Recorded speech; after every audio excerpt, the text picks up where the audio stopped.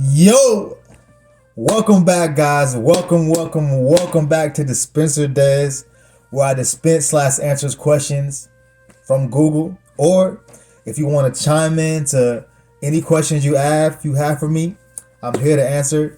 It's for you guys to get to know me better. To have fun and just to get to know myself better as well. So today is episode 2, and guess what? I'm back with the questions. I just screenshotted some more questions on Google. And so I need you to like, share, subscribe, man. Tell a friend. You dig what I'm saying? Show me some love. You dig what I'm saying? This is just for me to get to know you guys better, interact with me, get to know myself better. And like I said, to have fun. You dig what I'm saying? So, I ain't going to do too much, intro. We've got these questions to take care of. All right. Question number 1. Episode 2. Let's go. What is your favorite thing about me? Okay, I obviously did not do a good job of screenshotting. Cause I didn't like I said, I just screenshotted random questions. So, what is your favorite thing about me? Okay, I'm gonna say the favorite thing about myself instead. So, favorite thing about myself is, I would say, I always try to see the good in somebody. I always try to, regardless of what they look like, you know what I'm saying. I always try to see the good. I always try to overlook the bad. Even if someone did something crazy, I still try to find the good, because I know all of us have good in us. Somewhere it may be some got a little bit of good, some got a lot. But like I said, I always just try to see the good in every last person. That's the one thing, that favorite thing about myself. It said me, but I mean me. Okay, question number 2. What was the last flirtiest text you sent? I ain't gonna lie to y'all. Since this pandemic had happened, and I don't even know how to flirt no more. Like, I ain't gonna lie. Like, I don't even really know how to flirt no more. Like, I think I lost it slick. I ain't gonna lie to you, because the other day, I think it was yesterday, I asked this girl, I was like, "You want to be friends?" And I'm just like, is that flirting? Is that how I flirt now? Or like, you dig what I'm saying? I think I fell off. Like, I just grew up and I'm different now, I guess. I just grew up and I just changed. But I feel like that was the last flirtiest, because I mean, she was pretty cute. I was trying to flirt, but I mean, it might not have been flirty, or it came off flirty at all. But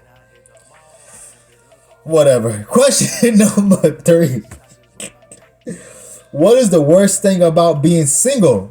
Okay, that's a good question. The worst thing about being single, I would say, is having someone around, for sure, but having someone's opinion on different situations. So like, if I'm in a relationship and I'm actually living with someone, we're living together and we're living, in the same town, it's like, it's a little bit more difficult to make certain decisions about, or certain times and certain things. Nowadays, it's just like, I have to go and see, instead of just like, you think I should do this? And it's just like, but also, being lonely sometimes, it gets a little lonely. You dig what I'm saying? I'm going to keep it a stack. I'm going to keep it a stack like I always do. It gets a little lonely. That's probably the worst part. It gets a little lonely, but yeah, it's all good. Question number 4. What's the best thing about being single? Okay, I like this one. Yeah. The best thing about being single is the fact that I love my alone time. And I love to go on my nature walks. I love to go outside, just spontaneous. I love to just randomly go on walks and long walks. And like I said, I go on long walks. So when I like to go on my nature walks, I'll be gone 5-6 hours just outside, just in get my air in, and just wherever my feet just want to go that day, wherever my legs just want to go and explore.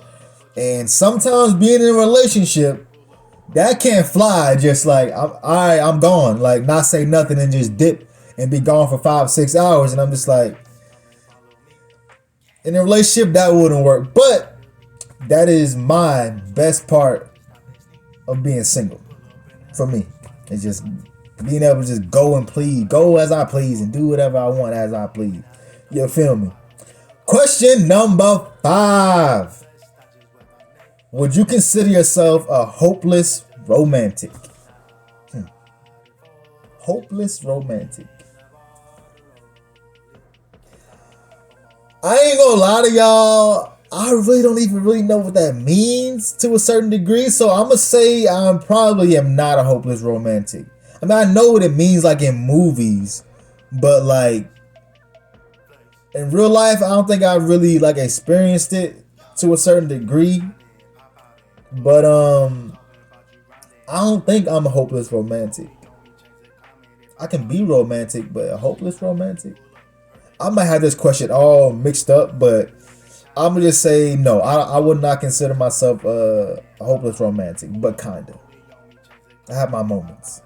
Well, okay, just like when I was that last couple questions, it said flirty text. Like I might think I'm flirting, but it might not be flirty to them. So being hopeless romantic might be something that's like, oh, I think I'm being like romantic or whatever, but it may not be. So I'm gonna just say no. Question number 6. Woo! At this point in your life, would you prefer a casual relationship or a serious relationship? Ooh, I like this question. At this point in your life, would you prefer a casual relationship or a serious relationship? Honestly, I'm gonna keep it stacked like I do. I'm gonna say a casual relationship at this moment right now in my life. I'm gonna say a casual relationship because I like a person that's just like me. Like one day I want to be full in a relationship, like just going crazy, like doing everything that you do in a relationship. But some days, like I said, I like to go on my nature walks. Some days I don't want to be bothered. You feel me? Like I don't even want to see you. Like bye. Like it's not in a negative way. It's just like I need my space. Like I just need to think. I need some space. You feel me? It's never negative, but that's just how I am. That's just who I am. So I would definitely say a casual relationship at this point in my life. I could use one of those. Serious? Nah, not nothing too serious because like it get too serious and stuff can get serious quick and then stuff just start. Oh nah, I don't even want to think about it. No, I don't even want to think about it. Question number 7. What is the hardest part about being in a long-term relationship? I'll read that again. What's the hardest part about being in a long-term relationship? For me, I'ma say a long-term relationship is keeping it. I don't want to say spicy because I ain't old now. I can get spicy, you know what I'm saying, real quick. But excuse me. The hardest part I would say is I don't want to say keeping it spicy. That just sounds too old. Like that sounds old. Like I want to say keeping it fresh. Like keeping like still doing like spontaneous dates. Like just doing right. Like I'm the type of person like I like to keep things like just new. Like I always like something new as far as like I come home with like a different outfit. My wife is like, oh, what's that? Oh, you got a new jacket today? Like I'm just like different like that. Like but it said, what's the hardest part? The hardest part. And this is a good question. Like I guess I did screenshot something good. That first question wasn't too shabby, but question number 7 is hitting hard. What's the hardest part about being in a long-term relationship?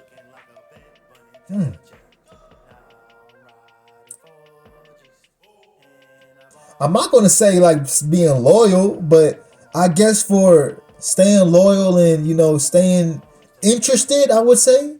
Because, like, I mean, don't get me wrong. Like, Some people they're all like this and that at first, but then they might get boring eventually. So I would say staying interested, not loyal, because loyalty is like, once we're together, we done certain things. Like my loyalty is with you. Like we done this, you seen this. Like my loyalty, we together. But staying interested is a whole different ball game for me. It's like I start thinking like, so is that all that you like? Like what else do you like to do? Like I'm just like, what else you like to do? Because me, I'm always into like learning something new and always down. Always have like different thoughts of like just different interests. Like throughout the day, I like today I found an interest in reading the newspaper again. Like I wouldn't even say again because I never really used to like reading newspaper, but like today I actually was like reading newspaper. I'm just like, I always try to find something new and fun or like something, interesting. So I would say keeping, the hardest part about being in a long-term relationship is staying interested. As far as like in the person and like what they like to do and things of that nature. So that was a tough question. I ain't gonna cap. That was a tough question. Okay. Question number 8. Let's go. If you were getting married, would you write your own vows? Ooh, that's another good question. Oh, would I write my own vows? Definitely. If I'm right, hold up, time out. Of course, I'm writing my own vows, but I might even freestyle it because something about me just coming off the top of the head, it just hits different when I'm really speaking from the heart and like in the moment and things of that nature. If I was to like premeditate it and like write it and then read it, I might want to like, I would really like have to like word for word, like, word for word, really make sure this. It's like, it's more pressure, I would say, if it came down to me writing it. But freestyling is more like, it's more like, for me, it's less stressful. It's more like I'm just going with the flow. This is natural. When it comes down to like writing it, it feels too premeditated for me. But the question is, if you were getting married, would you write your own vows? Yes, I would. But I would like to freestyle it. But okay. Question number 9. We almost there already. So, okay. What's your biggest regret when it comes to a past relationship specifically? Oh, damn. Damn, I feel like Martin. Damn. Why they ask me this question, bro? I'm gonna just read it again. Okay. What's your biggest regret when it comes to a past relationship specifically? Okay, I'm gonna keep it a stat.